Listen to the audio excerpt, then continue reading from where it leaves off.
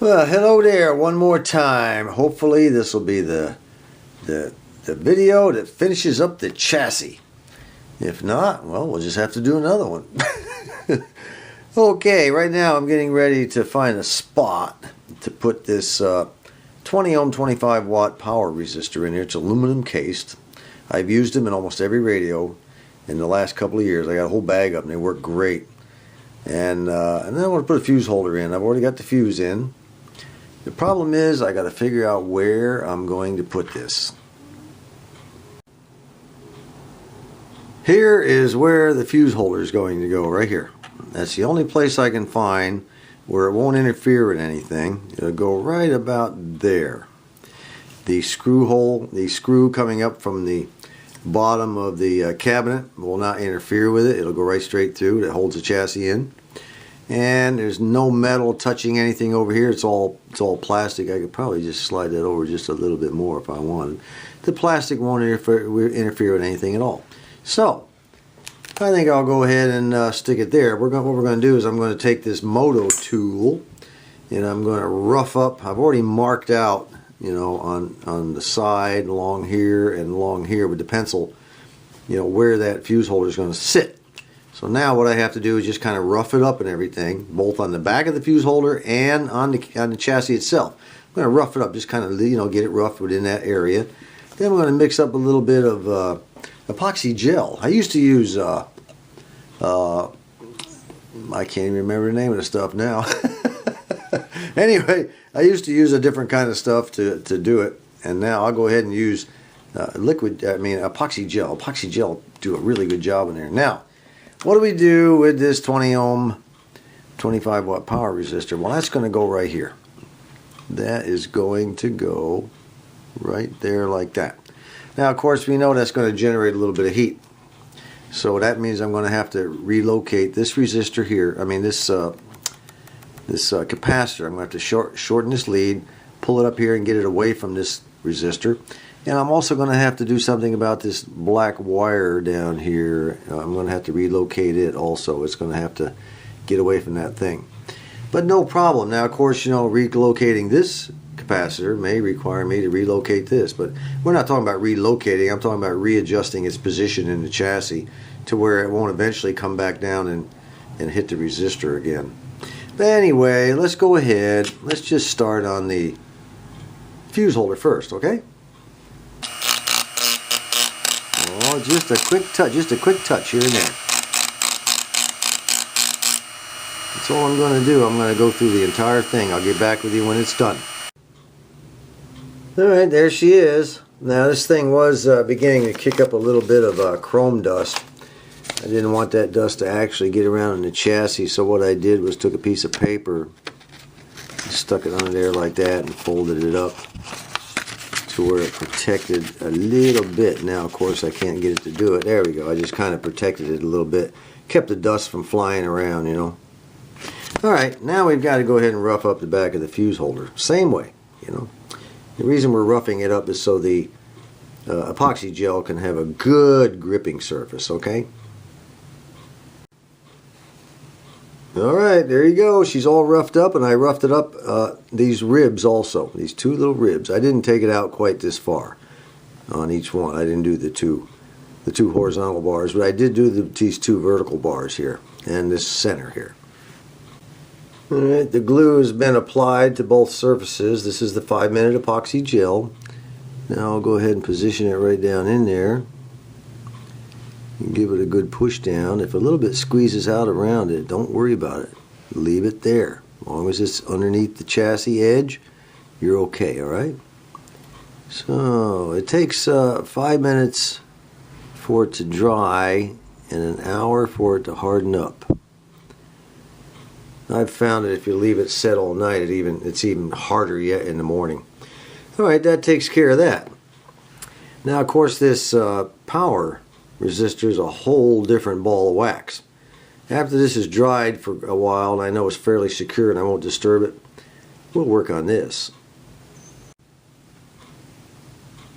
That takes care of that. I've got this secured to the chassis with a nut and a screw. I went through an existing hole, made it larger, got that thing, it's nice and tight, it's not going to go anywhere, you can move the entire chassis with it. And I soldered the tab on the fuse holder to the lead of the aluminum resistor. I put a wire between them and just soldered them together. So one will hold the other, basically. It's going to really help out. You know, when I first started working on these radios a few years ago, I fixed one, I went through it, man, I'll tell you what, I did basically what you're seeing here. New wires where it was needed, new components, took my time. And when I got that thing, you know, I put a new on-off switch on it, everything. When I got it all done, I turned it on, I plugged it in, I turned it on, and nothing happened. I couldn't understand it. I mean, the tubes wouldn't light up. Nothing happened at all. I was really frustrated because, you know, at the time I couldn't do troubleshooting very well, and I said, oh my God, now I'm going to have to go back through there and find out what I did wrong. So I went underneath there and I said, well, I'll take a few voltage readings first. And I took a few voltage readings here and about here and there and everywhere, and it still, I checked the on-off switch, still, it just would not come on. And I said, man, alive, you know, my first radio, total failure. I couldn't believe it. I swore I did everything right. I'd have sworn it. And then I sat on the couch and I was watching some TV for a while, you know, totally dejected. You know, my first radio didn't play, you know. I really upset, you know, really torqued off and all that, you know. And then all of a sudden, something flashed into my mind. I came back over, took the radio, flipped it back up, just like you see this one right here, and I looked right there in the fuse holder, and sure enough, I had forgot to put a fuse in. I recently put in an order for a dial scale for this Atwater Kent 145 from Radio Days, radiodays.com, and this is the one they sent me. It's very dark. Well, you know, it's the same color as a Philco. Well, I didn't like that. That's not the color of the Atwater Kent dial. So I sent them an email and I said, hey, look, you know, this is not acceptable. I don't like it. And is there a way that you can make the same dial? Now, the printing and everything is fantastic. Other than that, I mean, I like it. They did a good job on it. But the color just is not right. So I said, you know, what, can you put it on lighter material? They wrote me back the very next day. Mike Slusser, he wrote me back. He said, send it back and we'll see what we can do. Because I told him, I said, you know, the dial scale on the Atwater Kent 145 is a lot lighter, and I'm going to go ahead and include, you know, I'm not one of these guys who just complains and gripes, and, you know, I have never had a lick of trouble with Radio Days. They are very responsive if you treat them right. You know, if you have a problem, you just let them know, they take care of it. You don't run around and badmouth them to everybody in the world, you know. Just work with them. Now, if they don't want to work with you, that's a different story. Here's the color of the original dial scale, and you can see the difference between the two. I don't want my Atwater Kent looking like a Philco. Anyway, and this one here has actually darkened a little bit over the years, so it's going to be even lighter yet. I'll include this. I'm going to try to help him out. You know, I'm going to try to do what I can. And I'm including this when I return. He said send it back, so I'll return the scan along with the dial. Hopefully they'll be able to come up with something. I'd rather have the new dial than a refund. And I'm just glad that Radio Days is there. You know, in case you have never thought about it, companies like Just Radios, Radio Days, and a bunch of others out there who offer radio parts to the restorers like us, you know, we need to be thankful that they're there. People don't appreciate what they have until it's gone. Recently, the company that made grill cloth, original style grill cloth for our old radios, they went out of business. Now you can't even get the grill cloth you need. The Philco, you cannot get the Chevron Philco grill cloth. So the next time you want to complain about one of these companies, you know, that did this and did that, just remember, if they went out of business, just like the grill cloth company did, then we have no parts at all. And the restoration business will come to a halt. And don't think it can't happen, because it will. So, you know, be appreciative. Now, sometimes these guys charge a little more money than you'd like to pay, but you know, where else are you going to get the parts, folks?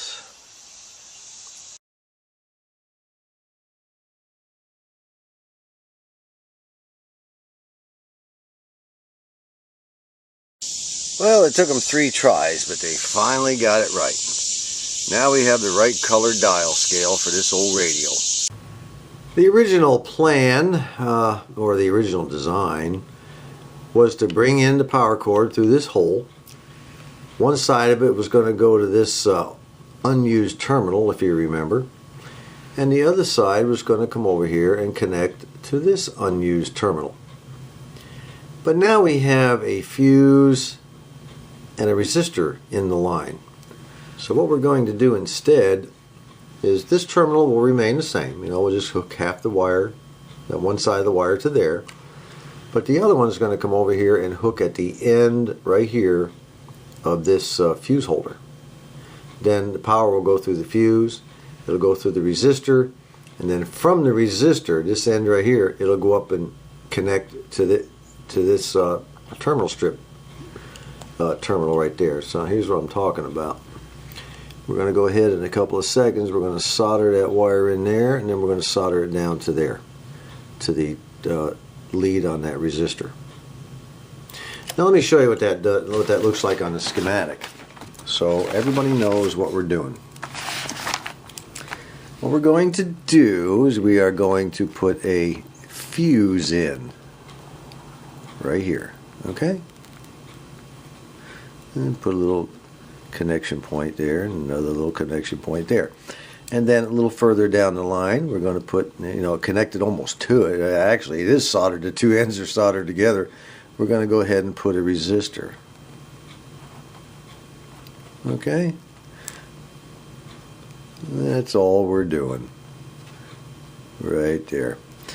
And then the end of the resistor, these two are actually connected together already. I've already soldered them together. The end that's not soldered will go over and connect to the lead that goes back to the switch. And that would be this terminal right here, because there's a brown wire soldered to the bottom part of the terminal strip contact right here. Leads all the way back to the switch, okay, which is that brown wire right there. Follow it out, it'll bring you back to this point right here. So let's go ahead and solder that red wire up from here to there. And there it is, all soldered in.